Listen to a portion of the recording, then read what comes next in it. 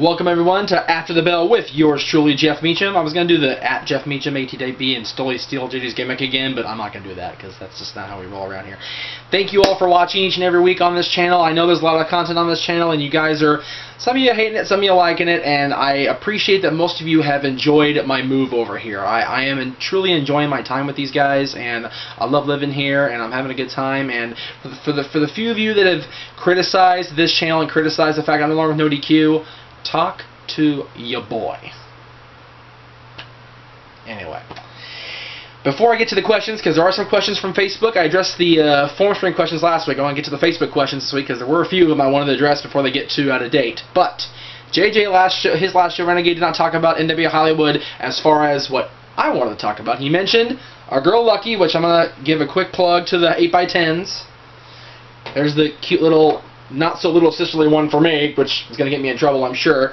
But he did sign one to, she did sign one to her little niece, Nat Dillon, from his Auntie Lucky. So thank you, Lucky.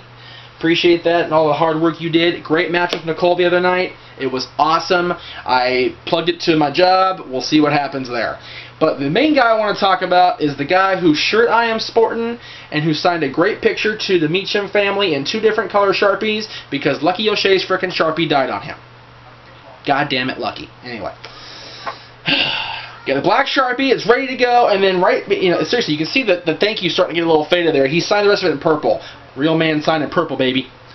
Go Pearce. Anyway, the World Heavyweight Champion, the real World Heavyweight Champion of wrestling, not this frickin' Alberto Del Rio and Randy Orton. I know, he's a man of destiny, but you know what? He cashed in a briefcase after CM Punk whooped John Cena's ass, so screw him. And Randy Orton I'm done with. Kurt Angle. Anyway. Adam Pearce and Davey Richards are world champions in my eyes. But Adam Pearce is also a genuine human being. He wrestled twice on Sunday. I'm not going to tell you what happened, but he had a match with Johnny Uma in a challenge match. And as Jay mentioned, he mentioned the World Heavyweight Championship match between him and Watts. Both matches were great. If y'all only recognize Watts from Tough Enough and only saw that he was a winded poor bastard on Tough Enough, watch this match. It'll be week 4. The Saturday at 4 o'clock is week 1 if you're in LA, Saturday at 4 o'clock, or the following Wednesday at whatever time you go up on the internet. Watch the match with Eric Watts and Adam Pearce. Adam made Eric and vice versa. They worth like $1 million, but Adam was so nice after the show. We helped him get his stuff to his car. Adam Pearce rode shotgun in our van for a little bit around the block. I had the world champion in my car. That was freaking awesome. I just got to throw that out there. He's got a baby on the way. His wife was in labor contracting as we talked to him at NWA Hollywood. So sorry if I got you heat with your woman, Adam, but you know, it was just so amazing to talk to him and get his insights on things and learn from guys like him and Percy Pringle, Paul Bearer, and guys like that. NWA Hollywood, if you're in SoCal, is the place to be because you see so many different things, and I can't recommend enough how much hashtag we support indie wrestling. Go on Twitter, tweet that, and go to NWA Hollywood, go to Battleground, go to Mach 1 when they come back, go to Gorilla if you can afford $25 a show, all these shows. Alright, time to get to what you guys want. The infamous Meacham mailbag, if the freaking thing will load. Here we go. This is from Calvin on Facebook, a longtime viewer of all my shows, and I appreciate your support, Calvin. I enjoyed your new shows, and my question is, what's your favorite match from Night of Champions last year? Because Night of Champions, of course, is this Sunday, live on pay-per-view. We're going to watch it somewhere, because Nationals closed down, so we don't know where we're going to watch it, but we'll be there. Last year's Night of Champions, I don't remember what I had last year's Night of Champions.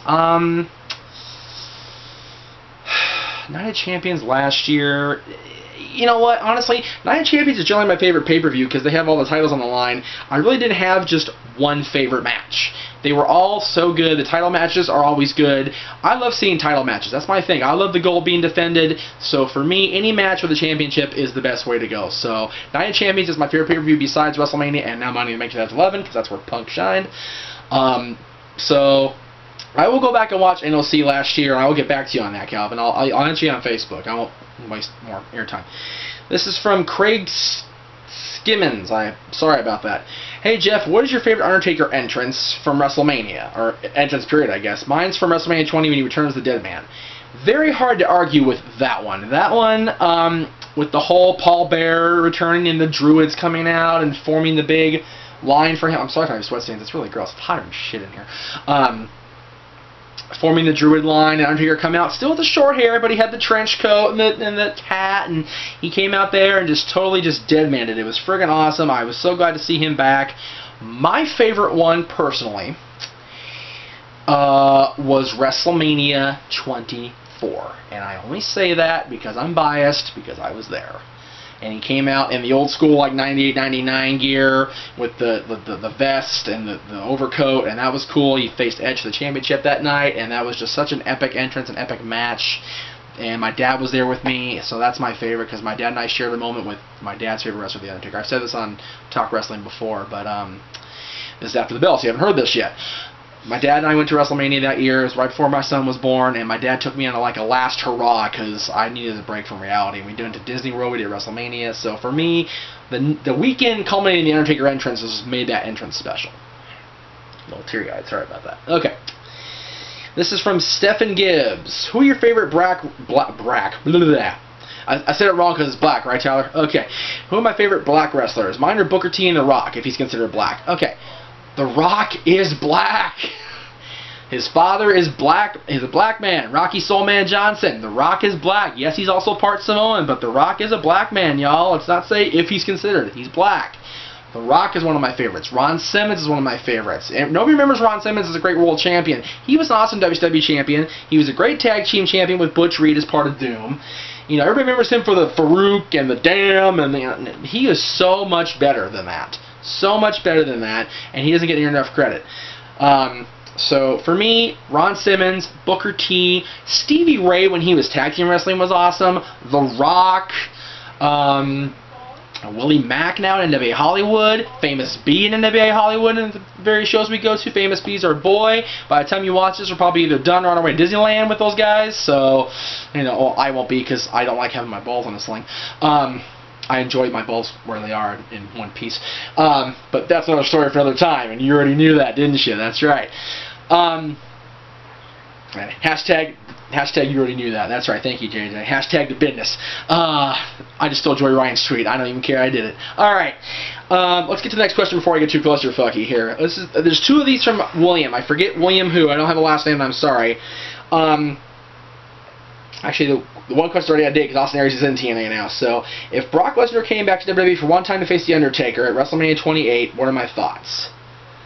Wasn't this the talk last year? Like, first of all, y'all know I don't like Brock, right? I root for him in UFC because I like the fact that a useless wrestler is kicking so much ass in UFC. But at the end of the day, he even sucked there because Cain Velasquez came in and ate him for breakfast. And then he got sick. He's coming back in December. I will probably watch the fight. Let me also school something right now because I got schooled by Bruce on this. Bruce Edwards, our friend from Long Beach. He watched Sapboy's show where he talked about Brock's fight against this. I forget the name, and I'm sorry, Bruce. I'm probably gonna get shit now from you too. The Strikeforce guy he's fighting in December. Mikey had no idea who he was and said, "I'm picking Brock by default." Bruce blows my phone up. Statboy needs to do some research. Statboy needs to do his homework. This guy's fucking epic. This guy's gonna kill Brock. I hope he does. I hope he does. But I will watch this guy's fights, and I will make my determination when it gets close to bell time. For right now, I'd like to see Brock just because Brock is a representative of the wrestling fraternity. But if this guy's as bad as Bruce says he is, and we have money on it, alright, this is from Jimmy. No relation to Timmy, the worst referee in the business. This is Jimmy. I'm sorry, Timmy. I love you. I had to ride you hard at Battleground, dude, because you didn't see a damn thing, man. I know you're trained not to, but even damn. Even damn. Alright. How would you like to have seen Ken Shamrock versus Kurt Angle? That I would have liked. If Ken Shamrock, fresh off the heels of UFC, started in WWE, versus the Kurt Angle that started in WWE in '99 when he was fresh off the, not fresh off the Olympics, but close to the fresh off the Olympics, still in Olympic shape. Oh my God. Those two guys were tore up. They would have given every single technical wrestler in the business, including guys like Chris Benoit and Dean Malenko, who I forgot to mention on the technical wrestlers question last week, and I got shit for. Dean Malenko's awesome. He's #1 wrestler in the world in 1997, so there you go. But guys like Benoit, Malenko, and Eddie and all those guys would have sat there with their jaws in their balls watching Kurt Angle and Ken Shamrock. Holy cow. That would have been epic. And that's it for the questions on Facebook. Let me get my prop here that JJ passed along to me for the Night of Champions 2010 card. See if I can get a little remembrance here, if it stops flipping like me. Let's see, that's dark match. Okay, Dolphin Kofi, I remember that. Big Show, yeah, the Big Show Punk, the special attraction match. It's Night of Champions, supposed to be a title match. And they did that the previous month. Wasn't Night of Champions in September last year too? Because Big Show and the Face of Society last year at SummerSlam. So can we see more of that match? My favorite match. I just remembered what it was. Thank you, Jay. Bryan Danielson defeating The Miz for the United States Championship. The long overdue recognition of... I'm gonna change my statement, however, here. The second best wrestler in the world, Bryan Danielson. Because the best wrestler in the world,